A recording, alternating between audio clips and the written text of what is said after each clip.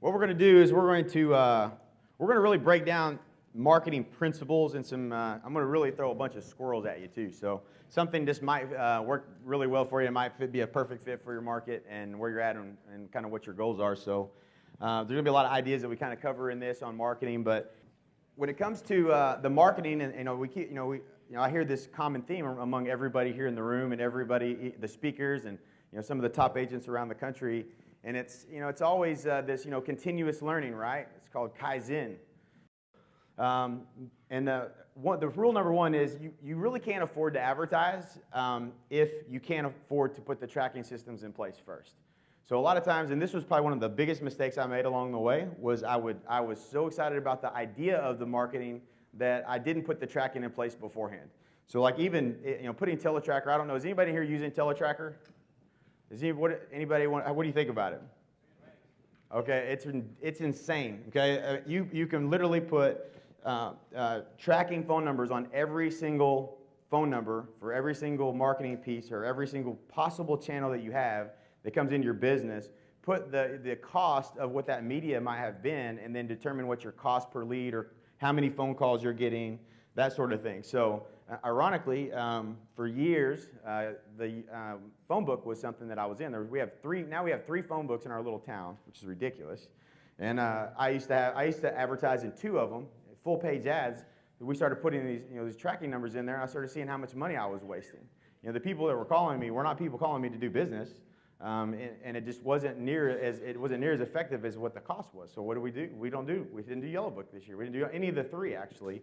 We canceled all of our advertising in that venue, which was probably in excess of probably about $30,000 a year we were spending. It was just being pretty well wasted. So by putting teletracker in place, it's and that's for the phone number only. It has been extremely, extremely valuable. It also records all the phone calls, so we can actually listen to what happens, take those calls, make them go whatever direction we want them to go, and listen to the recording of what happens and actually train from it as well. So don't do anything in marketing. Go back and do anything unless you have some kind of tracking system in place. Teletracker.net is what we use. Is there anything else that anybody's used that's related to that maybe, possibly? Okay. Well, they should get a lot of business when they next week. I saw a hand go up. AdTracker.net. Okay. I don't care what you use, just use something. So you'll know what the return on investment is, and you'll be able to see how much money you're making from that advertising. So we talked about this a little bit yesterday. There's basically three money levers for your real estate business. There's only three ways to grow your business. It's either get more new clients, increase the transaction size or the amount of dollars per transaction, or the frequency of purchase. Frequency of purchase being the most difficult and the slowest to actually work for real estate. So the second one we talked about last night was pretty exciting, seeing some of the top agents really executing ways to make more dollars doing the same number of transactions. Which is always a good thing. And then the rest of what we're really going to talk about in this presentation is going to be, the ways to get more new clients, more new business coming to you. So through marketing. And this is kind of the first thing I always kind of start with. Again, I tend to bounce off the walls all the way to the top of reaching my goals, and by making a lot of mistakes. And one of the things that, as I mentioned in one of the earlier sessions, was that I had invested in TV, but I ran $80,000 worth of TV, not with the intent in the beginning of saying, hey, you're about to write a check for $80,000 and you're not going to get it back for 8 months. So not having that mindset and not having the business model and the plan for that was not being prepared, made it not as successful as it could have been, and not a long-term strategy. So that was just a bad way to make that investment. So understanding and what that is called is your cash conversion cycle. This is kind of what it looks like. You want to invest in a proven, measurable marketing guided by a strategic plan built on a foundation of a highly profitable business model. So if you do that, that's where the P word comes in, and that's what this is all about. And I've run a lot of different campaigns and different model and different splits and all these different things. And ultimately, what was making it profitable was the fact that I was still in the business. Does that make sense to anybody? So when you're in the business doing the deal every single day, you keep 100% of that dollar, and then the other 49 deals that get done in your company may not be as profitable as you think they are, because you're doing some of these deals yourself. you're bringing in a lot of the revenue, you're making the outcome better. So as the last 2 or 3 years, we've tried to, I tried to start like backpedaling out of the business, we start to see, oh, you know what, let's really break down the numbers here. Maybe this isn't as profitable as it could be. So we're putting systems in place to really increase the profit, per transaction, knowing what are really allocating our cost across the board to each dollar coming in, how it's coming in, and then tweaking the revenue so we know that we're going to be profitable even when we sell trailer houses. Okay, so this was an example, and it's funny because this was been the mindset and for a long time for certified. The certified quick sale leads was, okay, you spend $750 a month, and the very worst conversion that I can imagine would be 10 leads, 4 appointments, 2 listings, 1 sale, so $4,500. So the average days on the market in your market, let's say it's 155 days, so you got 5 months before you actually get that return. And by that time, you've actually, you've spent $750 a month 5 times. So you actually only netted $750. So when you make that purchase, if you're thinking, hey man, this is going to, I'm going to be making all this money next month, it's not the case, right? So, but the real difference is all of the deals that were coming from those months that we're putting into the hopper that are getting listed and going under contract. I have $18,000 to $22,500 in profit. That's a 3,000% return on investment. But because of the cash flow and not understanding the cash flow cycle, you may stop that investment because of the position that you're currently in. Does that make sense? Yeah. Is that powerful? Because if you spend that money and you don't think this way, I promise you, you'll start to look at like your credit card statement and you'll go, this has got to go, this has got to go, this has got to go. So as you're growing, you just got to be careful and be consciously aware of that. We've talked about this as well, marginal net worth, lifetime value of your business. Show me your database, I can tell you that your future. Would you like to know how to earn 10 times more commission on 1 sale? The number one thing that you can market to is your past client database. The number one thing. It will have, because number one, why do you think that might be? Yeah, they already know, like, and trust you, right? So if all the marketing you can do, and it's so not sexy, like that's the one thing, like, oh, okay, we'll do that, because it's always exciting to run a particular ad or send a particular mailer, and then, oh, that works, that entrepreneurial side of us, right? We like to see things work and see things win. Well, it's not as easy to track it when it's coming from the past clients, because they may not respond directly to the marketing piece, but the bottom line is you already own the mind share, but what happens after the sale? They don't hear from you for maybe 30 days, maybe 2 months go by. Now the whole real estate purchase or experience is kind of not in front of mind. It's not a topic of conversation everywhere they go. The 3rd month, 4th month, they're not talking about it at all. 5th month, 6th month, they probably remember your first name, but maybe not your last name. And after about a year, they don't even remember who you are. And I've seen this happen with my agents in my office, because we preach it, but they never stay in contact with their past clients. But the funny thing that happens is, because we mail them from a branded perspective from the team every single month, people will call back into the office. They say they want to list their home. They don't even mention that they're a past client until we ask them.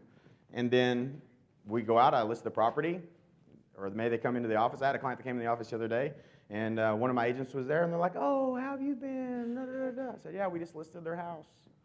But they just didn't stay in touch with them. So if you don't stay in touch with your past clients, and in my office, that's how it works. If they call back in and want to list their home, that's company-generated business. It's not agent-generated. You should have stayed in touch with them.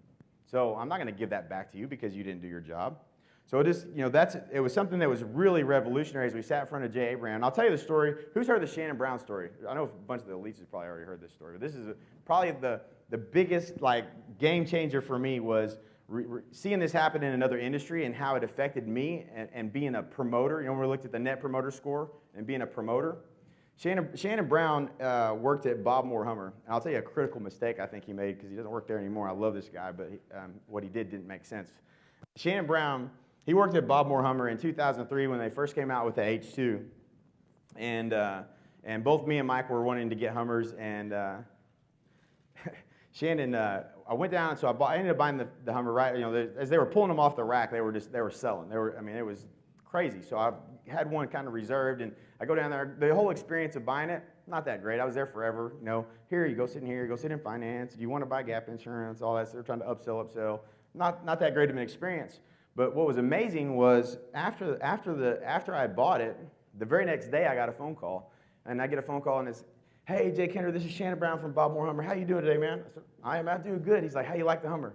He's like, have you taken it off road? I said, oh, not yet. Have you sold any houses yet? No. I said, are you putting some buyers in it yet? Not yet, man. I said, well, if you need anything, I just want to let you know, I can get you anything you want as far as upgrades, additional parts, and the parts and the service department. If there's anything I can do to help you with that, if you decide you want to buy something, let me know. I'll get you a discount. Just holler at me, let me know. All right, man? Okay, buddy. Later. It's all there. All right, cool. A week goes by. I get another phone call. Hey, Jay Kenner, this is Shannon Brown, Bob Moore Hummer. How you doing today? I've been doing good, man. It's like, you liking the Hummer? How's it going? And it's, yeah, I showed some buyers, I was talking about, all the people, they've seen it, this and that and the other, and, is there anything I can do to help you at all? No. Any upgrades you might want? No, it's all good. I said, no, all right, man, we'll see you later. So I kid you not, another week goes by. I get another phone call. Hey, this is Shannon Brown, Bob Moore Hummer. At this point, Shannon Brown's number is in my phone. So the overall experience, not so good. The follow-up after the sale, phenomenal. So what Shannon understood was the lifetime value of a client. And he called me the third time, and he called me one last time. And the fourth time, he said, hey, I need you to do me a favor. At this time, we're boys. I mean, me and Shannon are boys. We talk more than some of my best friends this month, right? So he's like, hey, you're going to be getting a survey in the mail. He led off with that. Hey, we're going to be getting a survey in the mail. If there's anything I do that doesn't put it all the way up to a 5 or on the scale of 1 to 5, you call me immediately. I'll fix it. If there's anything else I can do, let me know. Hey, I need you to do me a favor. And I was like, anything, man. What do you want? He said, if anybody you come across, that may be thinking about, purchasing an H2 or buying a vehicle, if you would just pass along my number and my name, and I'd love to help them. Would you do that for me? I said, absolutely, man, absolutely. So what was amazing that what happened, because I'm looking back on this while I'm in the J. Abraham conference, me and JK, we're listening to these referral systems, and we're like, okay, we don't do anything. We're really couldn't believe the fact that we weren't doing anything, but we weren't doing anything. I'm thinking about all these experiences of where do you frequently go and do business, right? So you start thinking about that yourself. Where do you frequently do business and go and do business with people, and why do you do that, right? So I was thinking about Shannon Brown, man. I like Shannon Brown. So the end result of this was I referred him. I bought 4 vehicles from him since 2003. Mike bought a Hummer from him, Charlie Brown, Jake Sharp, and about 2 or 3 other people that we referred to him. I actually stopped someone in Outback Steakhouse. I didn't even know these people, and they were talking about buying an H2, and they're right behind me, and the bar was real close, and it was all packed, and we were waiting for a seat. And they were talking about buying an H2 Hummer. I turned around and started talking to them in conversation and stopped them and said, hey, if you're going to, and I pulled out my phone, and I got the number to Shannon Brown and gave it to complete strangers, not even thinking about anything except for I was just going to try to do, I was just wanted to give them make the connection, right? So that's what a promoter is, right? So I'm a promoter. If I'm a 9 I was at least a 9 or a 10 on a net promoter score. I would have been a 10 if I'd had to fill out an actual net promoter score. So, but the value what happened with that is Shannon sold me one vehicle, and the end result is he made way more commission from that one sale just by making a series of follow-up sales after the call. Does anybody in here make 4 phone calls in the first 30 days after you make a sale? Okay, that's impressive. And how much referral business do y'all have? You have quite a bit? Okay. So that's something that, when you go back and think about situations like that, that's where there's really a lot of money in the database. When we started mailing our past client database, we went from 22% to 49% of our business coming from repeat referral business in 1 year. Now, we totally did it wrong, okay? What we didn't know is there's a whole measure of how you determine what the communication is with your past clients. And what we're seeing is we want to know who are the promoters, and we want to be able to spend more money on those people and more targeted, relevant gifts and things of that nature to those people. But when it comes down to it, and funny thing is, when Shannon Brown left that dealership, he left and went to Lexus. He had the biggest, huge following of people who bought Escalades and Cadillacs and H2s, and he went to Lexus. Completely incongruent. I'll probably never buy from him again. Even though I still call him whenever I need another vehicle, I always say, hey, who do I go to? But he really, that's kind of a not a very congruent move in my opinion. But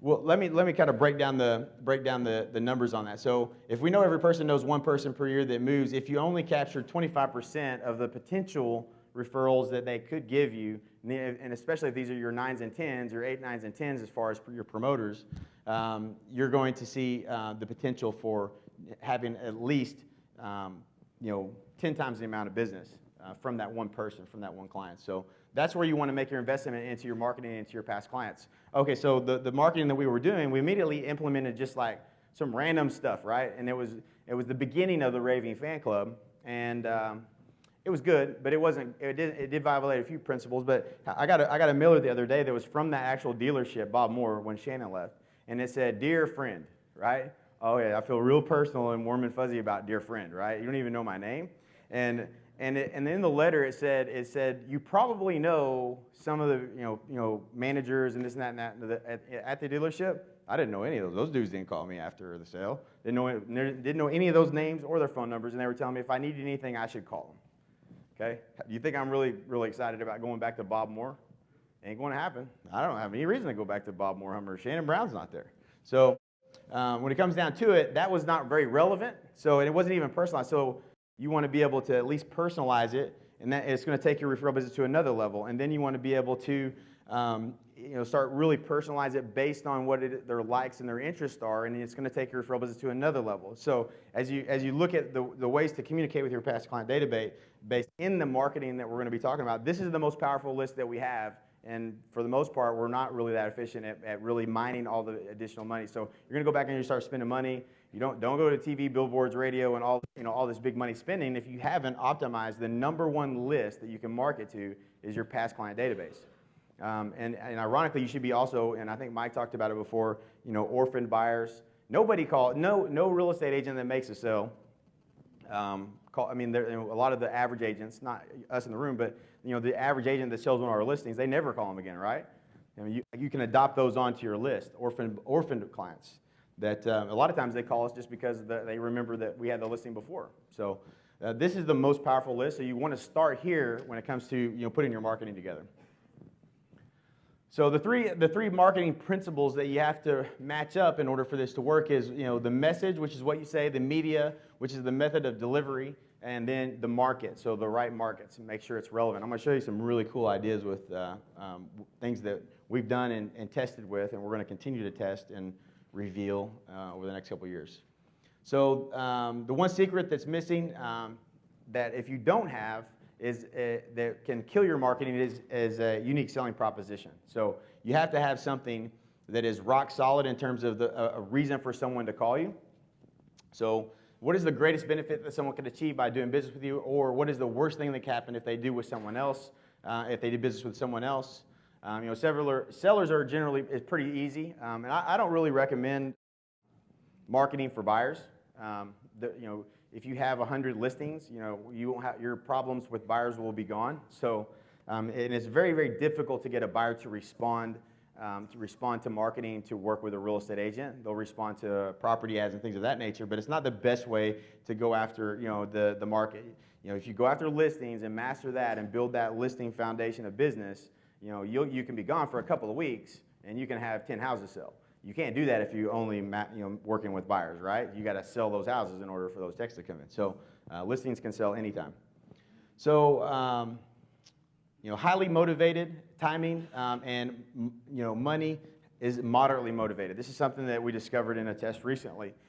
Looking at testing a couple of different headlines, one of which is how to sell your home for, let's say up to 18% more money, which is actually can be proven backed by market research, because there's several areas of which if you optimize have been proven to sell your home for 2 to 3%, 3 to 5%, and so on and so forth. So in whole, you could sell your home for up to 18% more if you don't violate all of the principles involved in selling your home. So now the interesting thing about that is nobody will call you. So we used to think this could be a great USP. I mean, who wouldn't want to sell their home for that much money? But guess what? Sense of urgency is why people respond, and timing and motivation is the most likely type of prospect to respond to marketing like this, right? So if you needed to sell your house yesterday, and I have a guaranteed sale program that I'll sell it in the next 8 days, or I'll buy it at 110% of value, you're probably going to get a lot more people call on that than you would if you say, I want to show you how to sell it for up to 18% more. Because the typical motivation of selling a home doesn't, the process of thinking, oh, I want to sell my home is not, you know, oh, I would love to know how to sell my home for $20,000 more. It's like, oh crap, we got to move, or oh, we need to make, you know, we need to, you know, meet with a, you know, a professional and get this house on the market today. Does that make sense? All right, so sticking with that theme is what we've done with the guaranteed sale program. We've stayed with it. We're doing some things to tweak it and try to improve upon it and testing that, but that's still what we use is the guaranteed sale program. And other thing to kind of remember with their USP, it's the reason that people call, it's not the reason people do business with you. So a lot of times we have the discussion about the guaranteed program and it doesn't really seem to be, you know, a perfect fit for maybe for your business or maybe what you're wanting to accomplish, but it's always the, you know, again, marketing is, here's what I know and what I believe, and as Jay Abraham calls it, the strategy of preeminence.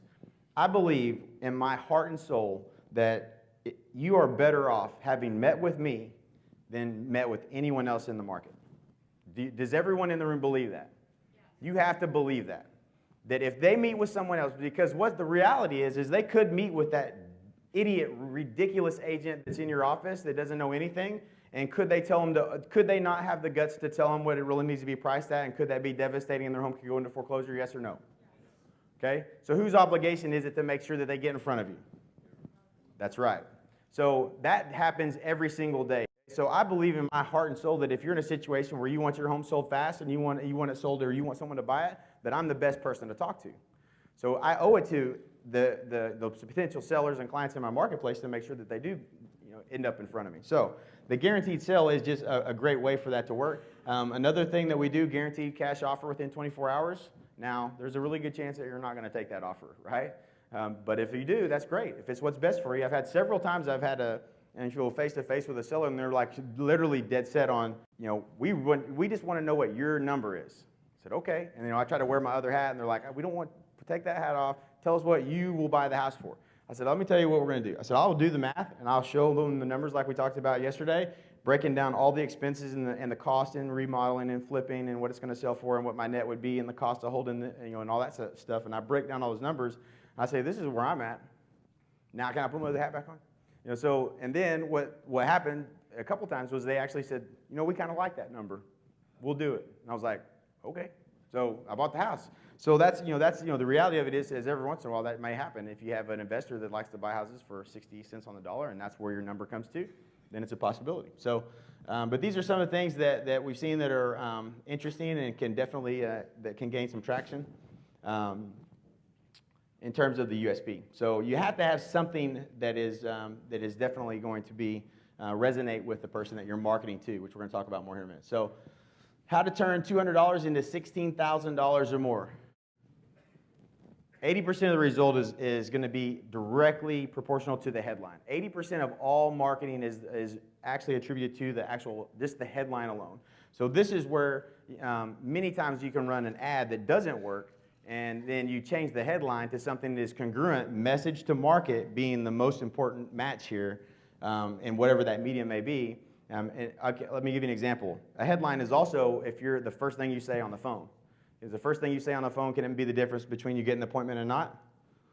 Is the first thing that you say at an open house to a buyer when they walk through the difference of whether you get them to sign in or get them to gain interest in what it is that you're trying to accomplish when you're in meeting with them face to face? Headline in the advertising, they could be in any medium that you may be using, but the headline, the most important thing that you can say is what's going to gain their interest and what matches what they're trying to accomplish at that time. So a lot of times we just guess, right? If there's a buyer that walks into your open house and you say, you know, would you be interested in knowing how to get an interest rate of 3.75%? Most buyers would be interested in that. But if you say, would you be interested in getting a list of foreclosures where homes are, you know, 60 to 70 cents on the dollar? That's also a pretty good headline because they're a buyer. But what if they're not interested in really foreclosures because they assume that those are not good deals? Then it's not correct message to market. Does that make sense? So those are the things that we do a lot of times that work better than saying nothing or saying something ridiculous or like Brent Go was saying, you know, standing around not doing anything.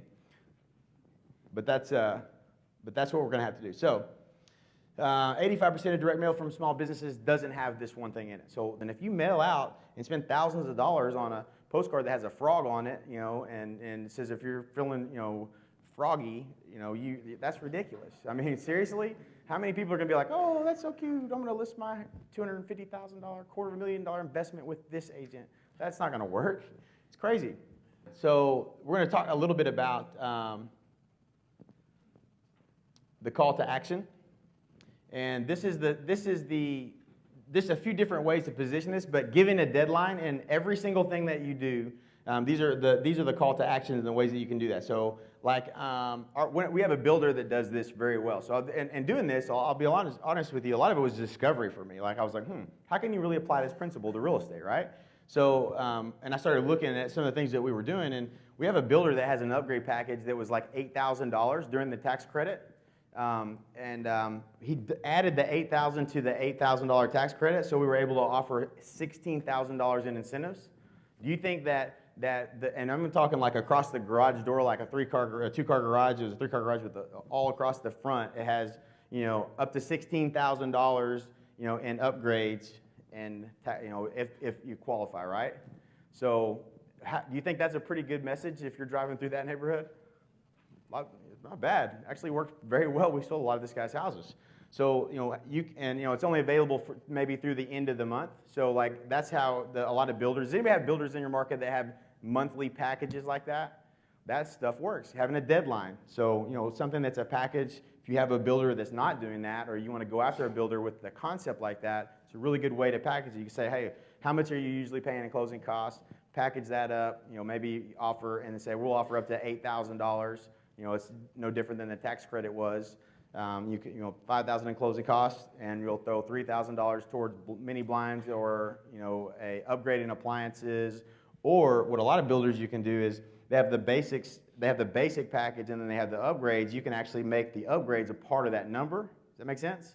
So you can actually use that as a big number, but things that the builders probably was going to do anyways is part of that package, and just restructure the package and make it look more valuable to entice more people to come to the property.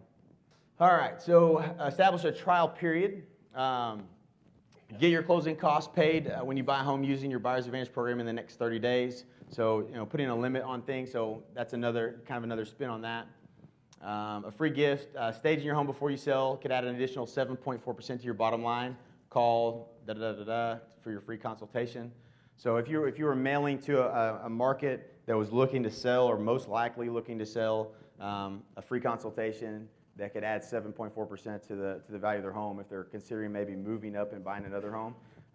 Two different types of marketing. So if I was going to mail this, we're going to get into this here in a second, but if I was going to mail something like this with a headline, maybe to homeowners that were living in a house for maybe 7 to 10 years, and that's a most likely time frame to move, I might consider they're probably a move-up buyer, which is a double sale, right? They're going to be selling a house and then buying another one. It may have a headline along the lines of the one secret you must know that could sell your home for 4% more money when you trade up to when you move up to a larger home. So would that resonate a lot more if you got that postcard in the mailbox as opposed to a frog or whatever? So that's how you want to tie these in. Risk reversal. They do this in everything, and we do it on the listing side and on the buy side. If you're not happy, you can fire us essentially, or our cancellation guarantees.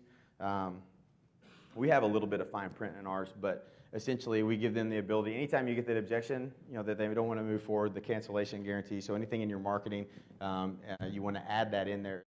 Offer an upgrade, list your home before the end of the year and receive $2,500 in upgrades for free.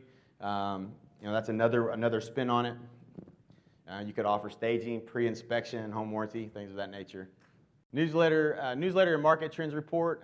This is absolutely one of the most influential things you can do in your marketplace, and it's been part of the staple of being young in the business. I got in at 19. By the time I was 22 years old, I had business owners in the community that were looking at me as an expert when it came to real estate, which is really kind of funny because I don't know that I was really an expert at that point. But it certainly was the influence was a market study. It all started with the very first time it was a Coldwell Banker conference, and there was a lady from Bend, Oregon there, and she was on the award winner or this and that and the other, and she had a market study. And the first year I ever did it was the year 2000, and we made, I didn't know how to make anything, but we put together this kind of half-hearted market study about the last 3 years in real estate in Lawton, and it was like maybe 20 pages, made copies of it, and I didn't have anyone to mail it to, and this was just a blind guess, and I got lucky. I mailed it to the entire Chamber of Commerce's list, and I started getting phone calls and emails and people wanting more because no one had done it ever before. No one had ever shared real estate information with the Chamber of Commerce before like that. So there was a lot of people, even appraisers and things of that nature, were calling, hey, can you get me a copy? And kind of got viral a little bit. So that was extremely valuable. So in today's world, I think that's still just as powerful to mail, but you can also start doing daily video blogs and audio podcasts and get that same information out, less expensive, but really be looked at and viewed as the expert. So if there's one thing that I would do after I finish the past clients, my next marketing would be go after the influencers, because these are people that that can refer you business, and it will create buzz in your marketplace. So I think this is a powerful move to make. Okay, so we're going to talk about target marketing or farm areas. Pecan Valley being one, and I wanted to give you this too. The SRDS database. If you want to, the SRDS Standard Rate and Data Service. It is a collection of every possible breakdown and demographic of any possible list you want. If you wanted to mail to single mothers who have kids that are over 6 foot tall and play basketball, you can mail to that list. Literally, it breaks down every possible demographic you can think of. And it's really, there's some great ideas of ways you can use that and kind of own a little bit of a niche when it comes to that. So if there's something, and we'll talk a little bit about some of what these targets can be, and successfully. There's some obvious ones, and then there's some pretty clever ones actually. So obviously we talked about past clients already. Geographic, so that's the Pecan Valley area. So one of the areas that we went after, and looking at this, some of the tests that we're going to run this year in marketing, we're going to really look at demographic, and then also, looking at the trend right now. The homes, the 0 to 5 year old homes in new construction has been huge as far as the new construction sales. The last 3 years have been a lot of new construction sales on our market, a lot more than normal. So I know that the 0 to 5s are going to be the next market. So do I want to mail to all of the homes that are under 3 or 4 years old? Or maybe it's 5 to 7 based on if they're going to have a margin enough to sell, versus mailing to the entire neighborhood of Pecan Valley. Maybe I might actually get a better result based on those really targeted demographics, opposed to just trying to take on all of Pecan Valley. Does that make sense? So I know there's people in Pecan Valley that aren't moving. You know what I mean? They bought last year. Okay, I can take those people off the list, right? But the mindset behind that is also, there's two kind of approaches. If you're trying to get direct approach and get a deal, and get a percentage of that business is one thing, or owning the mind share. So going after that, specifically going after the farm, going after Pecan Valley, I want to own Pecan Valley. I want everyone to think, when they think real estate, think me. Everyone. So I'm beating them over the head over and over and over and over and over. So I probably won't stop doing what I'm doing in Pecan Valley, because that overall result has been, fluctuated from 30% market share to 40, so almost 50% market share in that one neighborhood. So I happen to live in that neighborhood. They don't ever see me, but they do know that I live there, and they do know that I own real estate there. So because I make a point of that in our marketing target efforts to that. And then I bought a billboard on the outside of that neighborhood, so when they leave the neighborhood, they see targeted market for Pecan Valley. Same look and feel billboard, but it's specifically targeted to Pecan Valley. So that's how we've kind of just pounded that little area. And the importance of that is the average sale price is double of my market. The average sale price in Pecan Valley is about $200,000 versus $125,000. The turnover is quick. The percentage of homes that sell versus the percentage of homes in that area, for whatever reason, is really high. So we start really doing the math. There was no one in there that was doing more percentage than me already. So when I wanted to take it, pick up the market share, there wasn't a big major competitor that already owned a lot of the market. So you don't want to just go pick on someone that has huge mind share in a neighborhood. You just pick another neighborhood. You know what I'm saying? You just want to fight that battle, because your dollar is not going to go as far. So, but that's some things that, it's kind of some tweaks that we've been doing there. Demographic, Homeowners, not renters. One of the things that we're going to do in our marketplace, they built a ridiculous, probably not anywhere else has been this problem. I can't imagine it. Anybody have a bunch of apartments been built recently in your market? We have ridiculous number of apartments that have been built, brand spanking new apartments, and a lot of it's because of a military move that was happening. Well, I mean, these are high rents too. They're nice, they're new, but I guarantee you, most of the people that live in the apartment complex for 1 year are going to want to get out. Would you agree with that? So target marketing the apartment complex, and we're going to kind of go with are you tired of living in a cage? And obviously that's going to resonate with someone who's living in an apartment. You can own a home for less than you're paying in rent. Mortgage rates are as low as 3.75%, and we're going to try to attract buyers coming out of those 1-year leases, coming out of those apartments. We're going to test that. I've never been one to advertise for buyers, but it took so much of our market away. I don't know the exact number of units, but it's ridiculous. I mean, it's insane. So there's a whole bunch of people that have been moving in these over a year ago that are going to be coming up for doing something, and we want to get them and see if we can turn them into buyers. So we're going to get creative with that and see what happens. But those are the types of ideas you can when you're looking at different demographics. Another one, affinity marketing is just groups and affiliations. If you're a part of different groups or organizations, like I'm an Ambux or whatever, sometimes those are good to market to, and if it's a large enough affinity group. Nothing I can tell you that was proven that we've done, but there's one that I wanted to cover. Facebook really added a whole other element. I know that Lewis and Sean kind of covered this a little bit, but this is really quite powerful with the Facebook. Did anybody like the Facebook marketing that they talked about? Isn't that incredible? And we've been doing a little bit of this with people that are geographically located at a military base that we know that was moving here, which was Fort Bliss to Fort Sill, and on their Facebook page, if they're military and they're in Fort Bliss, moving to Lawton Fort Sill, you think they might notice that? Absolutely, they will. So we drove a lot of traffic from that into our buyer funnels and made some sales from it. So that was a very powerful way to do that. And you can really even get more and more, on more levels, down to, let's say someone was in the group C-Ray and you sell lake property, you could be marketing second homes even on Facebook all across the country to your lake because they're members of different boating pages. Does that make sense? Okay, we talked about the Chamber of Commerce. We talked about neighborhoods, absentee owners. This is another one. How many of you had a lot of people turn properties into rental property in the last 3 or 4 or 5 years? If they didn't foreclose on it, right? We had a lot of that as well. And as the market started to improve, I'm not going to start doing this probably next year. We might test it a little bit, but we would probably just segment down the data even more and not really go after homes that that were put into rental in the last 2 or 3 years because they're probably still upside down if they bought in like 06. So we'll probably look for things that have been owned prior to, really, I know exactly what we would do. We'd go up to about 2004, 2005 because those homes were bought at much lower prices, and if they're still in rental, that means they probably have some equity and they may be a good potential for resale or purchase, or even purchase, because I like to buy these houses sometimes. So we're going to go after that demographic and go into the SRDS database, scrub that list, mail to everyone who has a rental property. We did this for free actually because my dad owns a property management company. So we just started slipping in some different ads, I'll show you here in a second, into the actual envelopes that was going out to the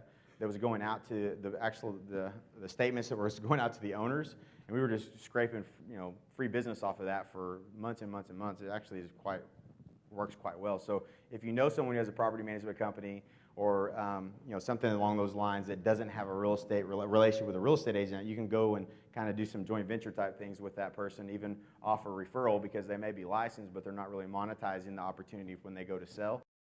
The cash offer now was a really good one. We got quite a few inquiries every time we let that go in with the envelope. So, okay, targeted marketing. You can get even more different ways to do that. Going after short sale, distress sales, buyers looking to own investment properties, buyers looking for high-end properties, people who have owned 7 to 10 years, which is one that we're going to be testing in the next few months. Animal lovers. So the sequencing after going after the farm, So if you're going to go after a farm area, you got to hit them. You got to hit them 4 times in 4 weeks. It's kind of at least 3 to 4 times in the first month in order to kind of start gaining some traction with your brand.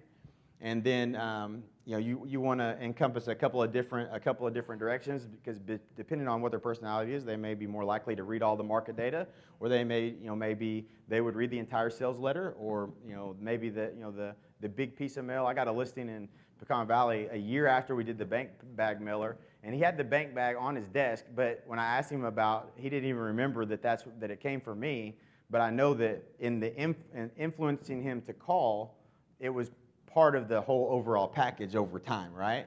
So I knew that he got the bank bag mailer, but he didn't even realize that the marketing that I had been doing was part of what influenced his decision to call.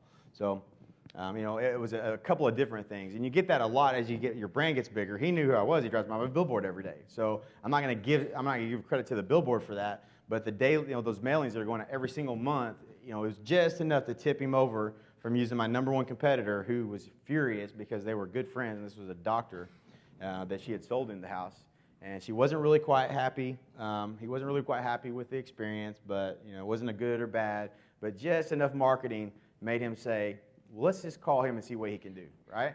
So that's the importance of going after that neighborhood.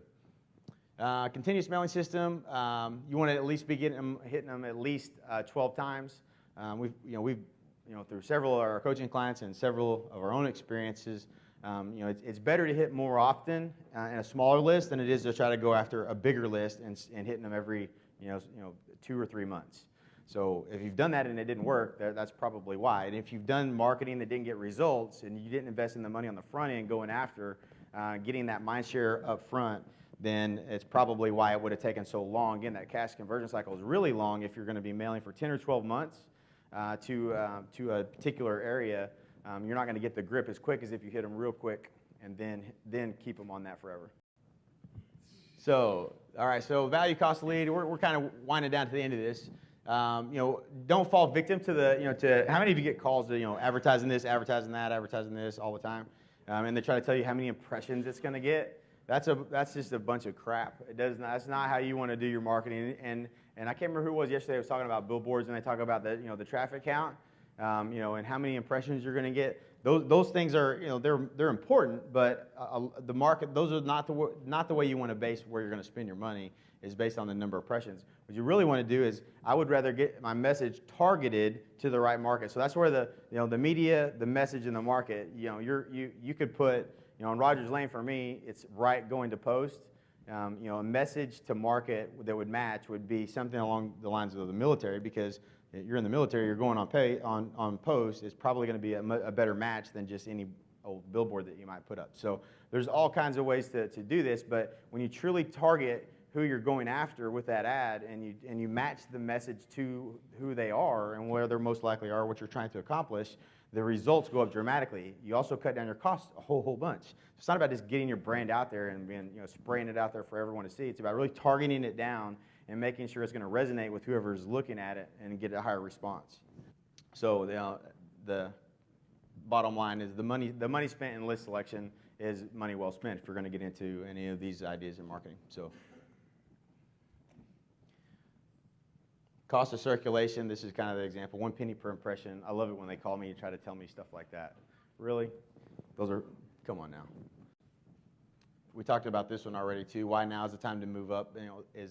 Why is now the time to move up and buy your dream home, and waiting could cost you thousands? So if you mail that to someone who's been in their home for 7 to 10 years that might be thinking about moving up, they're going to open that and read that. They're going to move forward with that. That's a good one. Lead generation advertising. What's the perfect marketing strategy?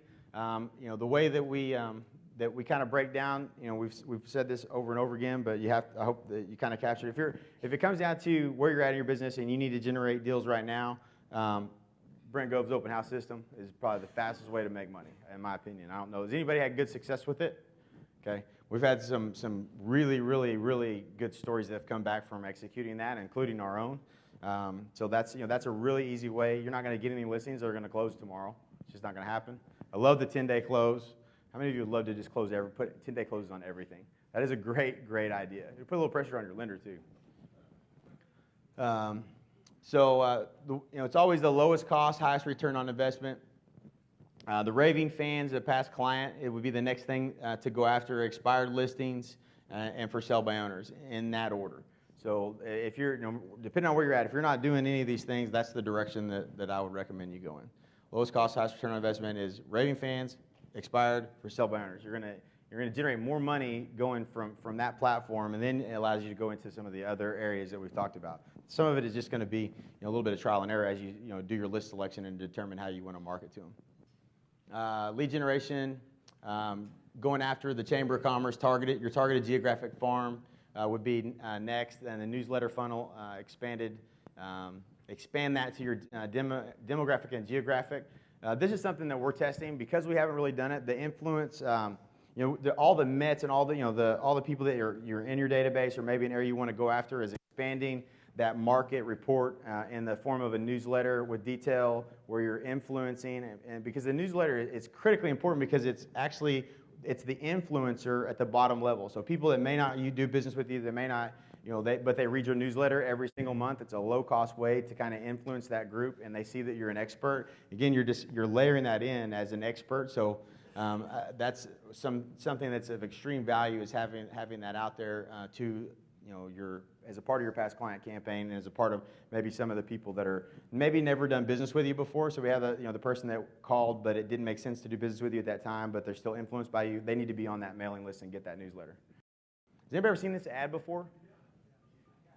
This is the most amazing ad. Every time I read it, I think about buying this stupid machine.